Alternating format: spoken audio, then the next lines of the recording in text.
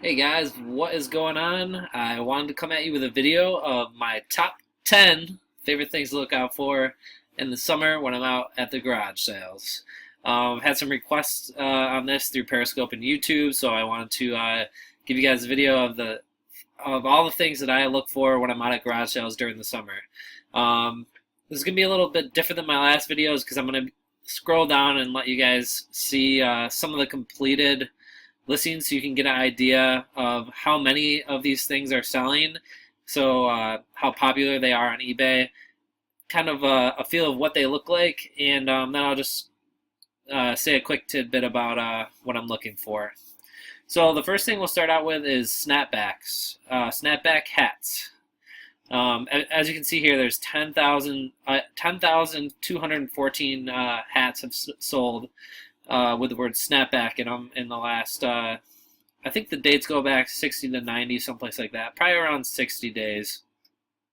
If you look here, I'm going to start scrolling down so you can see the prices. Snapbacks, you can roll up in a garage sale. This summer I rolled up to a garage sale and found a box full of these, and I was able to get it for $1. And the norm here is like around 15 bucks a hat, $10 to $15 a hat. Depending on what it is. And then if you get something that's rare or a little more vintage, like this Red Wing, look at this, $79. Muddy Ducks, this could probably go for more. Yeah, like some of them do really well. We'll just scroll down a little more so you guys can get a feel for, like, look at this Jordan 166. Some of the sports teams do better than the Brandon was, but like it's a little bit of everything. If you look through here, you're seeing brands, you're seeing country, army hats, team hats, like right here, vintage Atlanta Falcons, $44. Stuff like that usually tends to go for a little more. Condition is usually a factor in getting a higher price, but sometimes if it's such a rare print, people restore these. Like, you're able to restore these hats with a little bit of time. It probably takes about an hour worth of your time to restore one and make it look really nice and neat, like the Chicago Bulls one. You'd think that would sell for more too. I think someone underpriced that, but some of these are underpriced. But yeah, you get the feel. Snapbacks, definitely something you want to look for. You can get them for cheap. They sell really well, and it's a good return. They're easy to ship, stuff like that. The second thing are men's shoes. Women's shoes are probably good too, but I stick to men's clothing and shoes. Sometimes it's not very common. It depends on where you are. It's not very common where I am, but every once in a while I see a good pair. You can pick them up for cheap, and the returns on them are really good because at a garage sale you can always you can haggle, you can get stuff for cheap. You run across like a nice pair of Nikes or Adidas or New Balance or Sperry, something like this, where you're getting them for $1 to $5. You're not going to lose ever. If you look at these prices that they sell for, shoes aren't cheap. You know that if you go out to the store and you buy them, you're not going to get a nice pair of shoes for under $50 new. It's just unheard of. In a name brand. So keep an eye out for the shoes at the garage sales. The third one is clothing from the 90s. So if you look here, anything that basically screams 90s, if you came through that time period, you know. If not, usually really bright neon, like this Tommy Hilfiger overalls here, faces, like lots of faces on printed shirts. Sometimes they're characters, sometimes, kind of like, think Save the Bell, if you guys have seen that, Saved by the Bell. But yeah, you get the idea. I'm going to go down here. This is like a classic 90s look on this Bulls shirt, this Jordan shirt.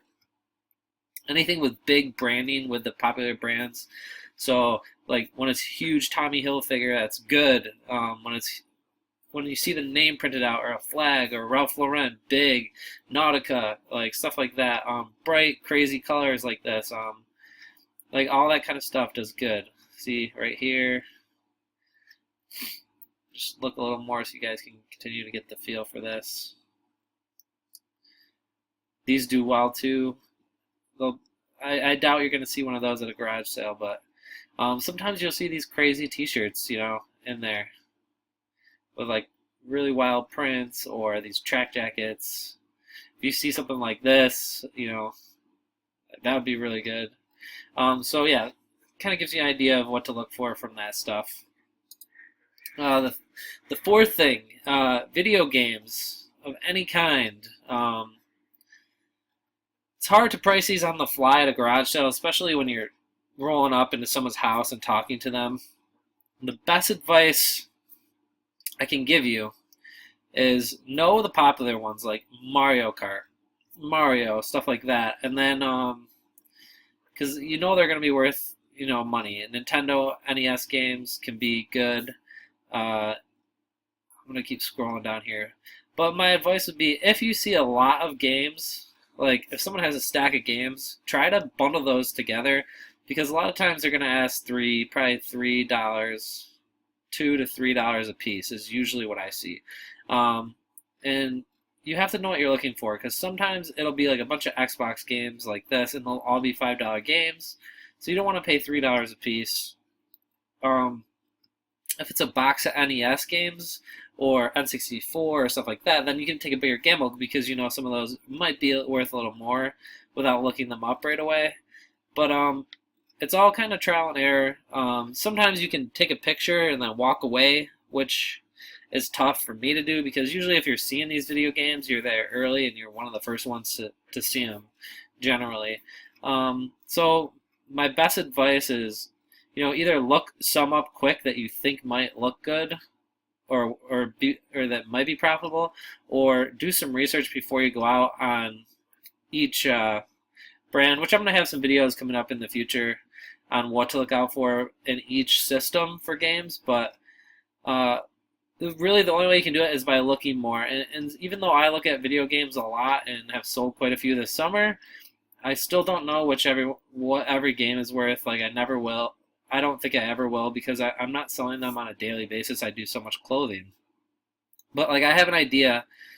Like, you'll get an idea. Like, if you see NES games, like, which is this, you'll say, all right, and it's a bunch of them. You'll know, like, if you can get 10 NES games for $10, then you're probably gonna make out okay.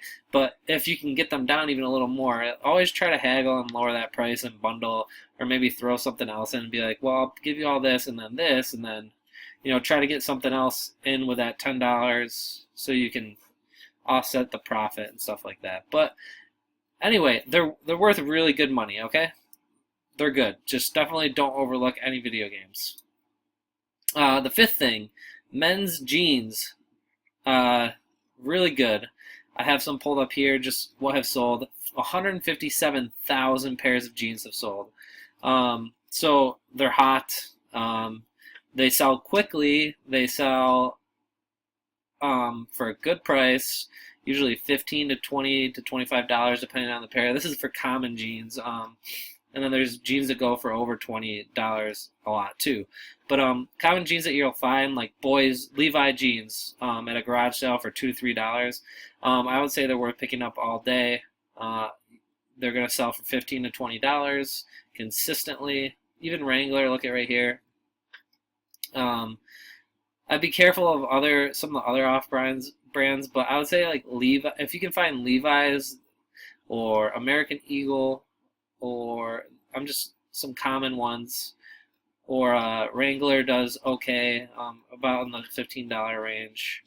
Those are really good, very common. Even Aeropostale here, really good common jeans that you're going to see over and over and over again at these garage sales that will do well.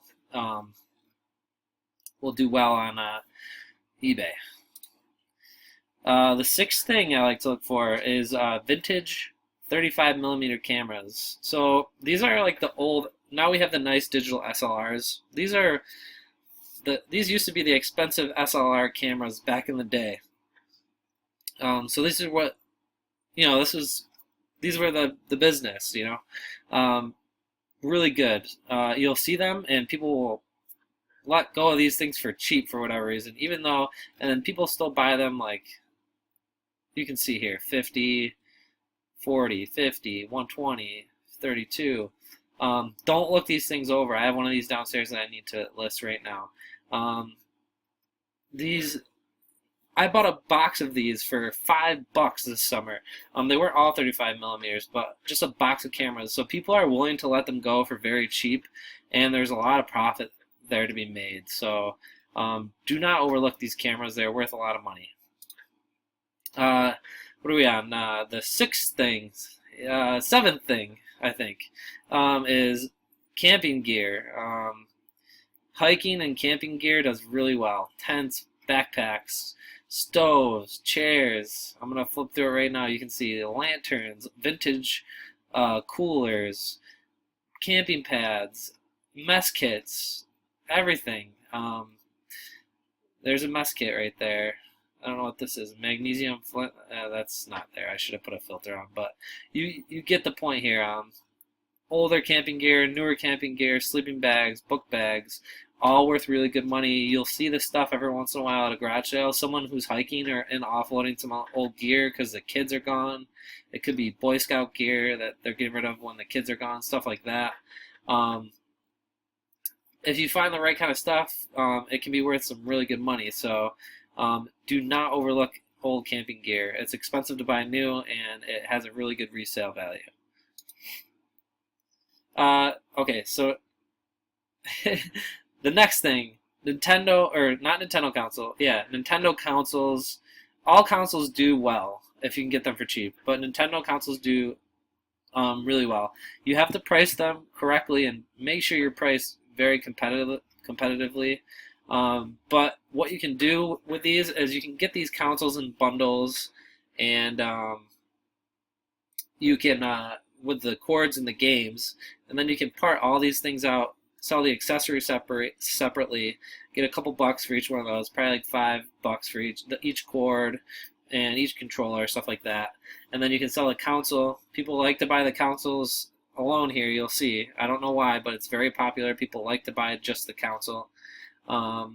They sell quick within a week usually, if you price them in the right area, and you can usually get them for cheap, $5, $10, and it's a super quick flip. And your accessories might sit around for a little bit longer, like a month, but they'll sell too. So it's a good way to move everything really quickly, and they does really good. So video game consoles, awesome. The ninth item we have here, 9 and 10 are the same. So Legos. I really got into Legos this summer. Something that I was looking for at every sale I went to. There is a lot of money in them. They're not cheap to get these sets new, and it takes a little work to break these down and list them. But there's tons of profit if you sell them, not completely individually, but if you know what to look for when you're breaking them down. These minifigures can go anywhere from $4 to $50. There's some that go for in the hundreds. They're very rare, but the minifigures that you can get, if you can find them, they can be worth a lot of money. The first time I had them, I auctioned a lot of them off for $100. It was a quick 7-day auction. They flipped, and then I realized the new ones that came in, I started looking them up individually. It wasn't that hard.